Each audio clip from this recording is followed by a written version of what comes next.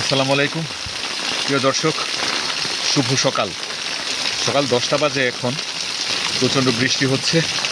আমি এই বৃষ্টির মাঝেও আমি এসেছি আমাদের টাউন খালের অংশ আপনাদেরকে দেখানোর জন্য। এই অংশটুকু হচ্ছে মধ্যপাড়া 5 নম্বর ওয়ার্ডের এবং কাজীপাড়া 8 নম্বর ওয়ার্ডের অংশবিশেষ। মৌলভীপাড়া কাজীপাড়ার সংলগ্ন যে খালটি, এই খালের অংশ দেখাচ্ছি। এই খালের যে এখন যে জায়গায় দাঁড়িয়ে আছি, আমাদের সাবেক কমিশনার কাউসার ভাইয়ের বাড়ির পাশে। এই খালটি দুপাশেই ভরাট হয়ে গেছে ময়লা আবর্জনার স্তূপ রেখে।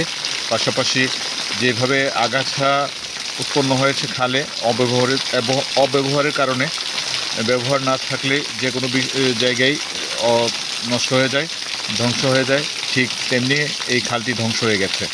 খালটি পুনরুদ্ধার করতে হবে।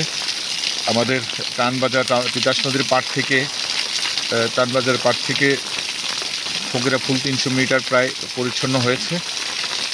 আর এই প্রতি 300 মিটারই বোঝানো হয়েছে যে 4.5 কিলোমিটারের প্রতিনিধিত্ব করছে। পুরো টাউন খাল পরিষ্কার পরিচ্ছন্ন হয়েছে। মূলত এটা হচ্ছে শুভঙ্করের ফাঁকি। আমরা এই 300 মিটার নয়, পুরো 4.5 কিলোমিটার খাল পুনরুদ্ধার, পুনর্খনন, সংস্কার, পরিষ্কার চাই। এটা আমাদের পুরো ব্রাহ্মণবাড়িয়াবাসীর চাহিদা, চাওয়া এবং প্রত্যাশা। আজকের মতো এখানে বিদায় নিচ্ছি। ঢেউয়ের পাশে থাকবেন।